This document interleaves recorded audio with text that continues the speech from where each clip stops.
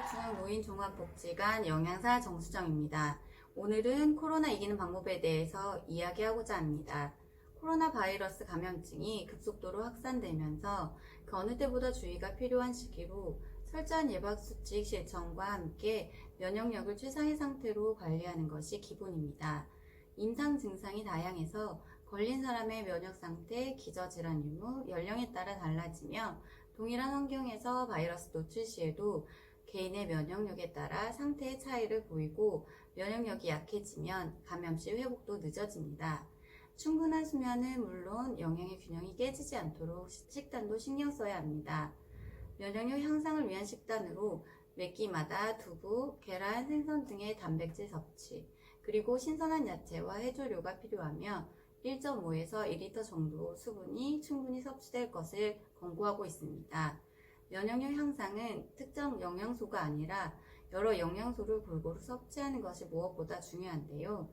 영양소 균형을 위해 분야별로 면역력 유지에 좋은 대표 주자들을 뽑아보았습니다. 비타민C는 감기 예방이나 피로 해소 등 환절기 면역력 강화에 좋은 영양소로 꼽힙니다. 대표 주자로는 키위를 꼽을 수 있는데요. 대부분 오렌지를 떠올리기 쉽지만 키위 하나에 들어간 비타민C는 오렌지의 2배, 사과의 17배에 해당할 정도로 많이 들어있습니다. 특히 골드키위 품종에는 더욱 많은 양이 들어있습니다.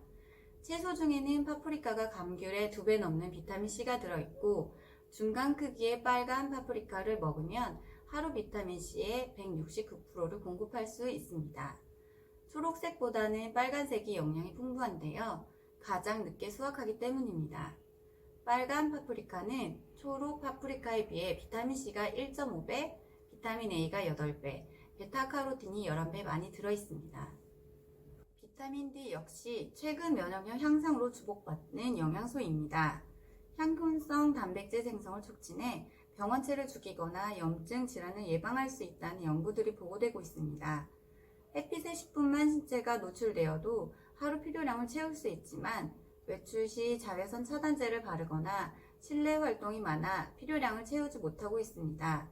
식품으로는 연어나 고등어처럼 기름기 많은 생선이 대표적인데요. 풍부하게 들어있는 EPA, DHA가 염증을 감소시키며 자가 면역 질환 위험을 감소시킵니다. 완전식품이라 불리는 우유는 200ml를 마실 경우 하루 권장량의 칼슘 25%, 비타민 15%를 섭취하게 됩니다. 농촌진흥청에 따르면 식물성 식품 중 마른 목이버섯과 마른 표고버섯이 비타민 D가 가장 많다고 합니다. 특히 생표고보다 영양 성분이 뛰어난 마른 표고는 보관도 쉬우며 활용도가 뛰어납니다.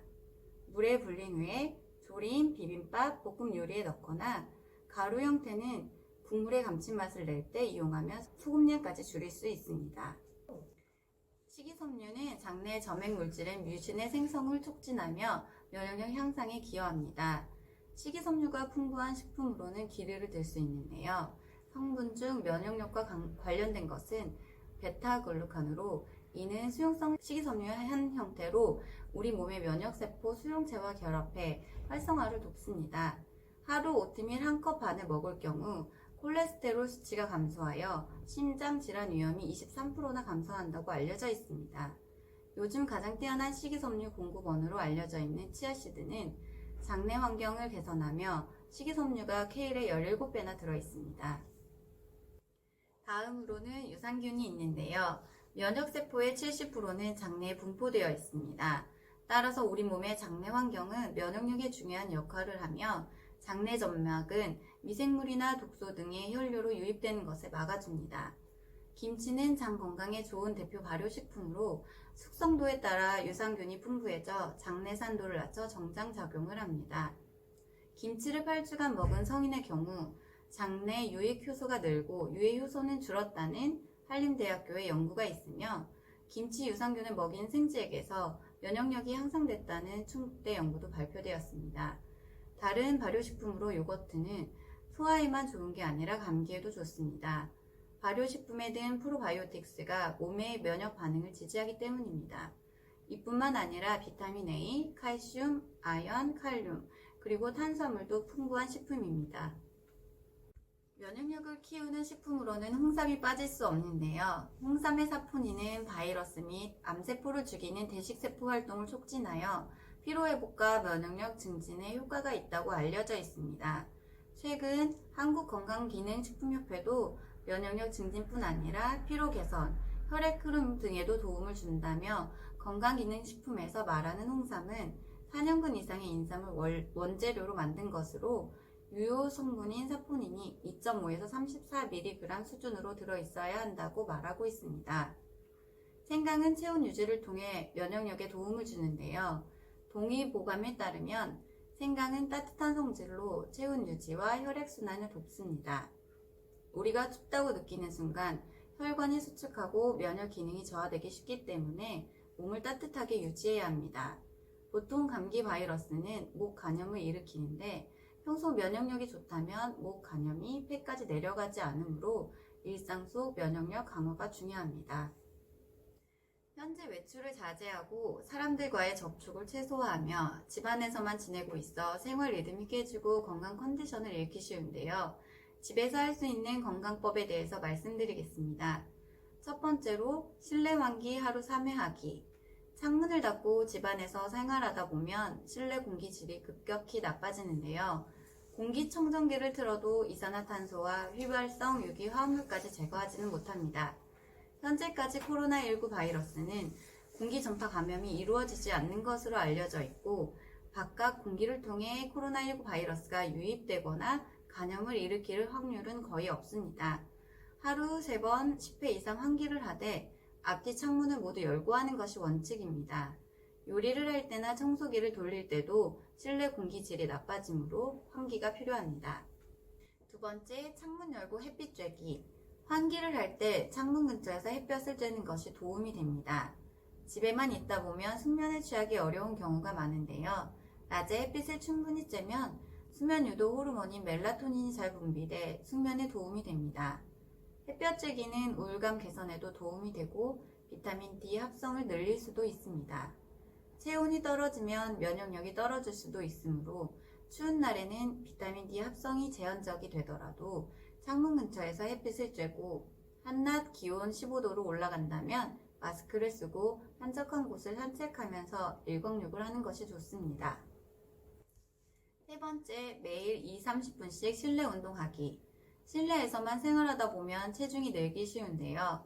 일부 연구에 따르면 과체중 환자는 기도 감염의 위험이 더 높다고 합니다. 틈틈이 운동과 스트레칭을 하면 혈액순환이 원활하게 이루어져 면역력도 높여줍니다. 실내 운동은 유산소와 근력 운동을 포함해 매일 20-30분을 해야 하며 실내 자전거, 스쿼트, 아령 운동을 추천합니다. 굳은 몸을 푸는 스트레칭도 도움이 됩니다. 네 번째, 매일 과일 채소 500g 섭취하기. 지금까지 면역 기능과 관련되어 있는 영양소로 밝혀진 것은 아연, 셀레늄, 철, 구리, 엽산, 비타민 A, 비타민 B6, 비타민 C, 비타민 E 등이 있고 이들 영양소는 채소와 과일에 많이 함유되어 있습니다. 세브란스 영양팀 이송미 팀장은 하루에 채소와 과일을 500g 정도 먹어야 한다고 합니다. 채소의 경우 김치를 제외하고 국에 채소 건더기, 나물 등 반찬을 몇 끼니 3가지 이상 먹고 과일은 하루 한두 번, 사과 반개, 딸기 7, 8개 등 1회 적정 섭취량을 먹으면 된다고 말하고 있습니다. 다만 초록색, 주황색, 노란색, 빨간색, 보라색 5가지 색깔의 채소와 과일을 섞어서 적절히 드셔야 합니다. 단백질도 중요한데요. 우리 몸의 면역질은 대부분 단백질로 구성되어 있기 때문입니다.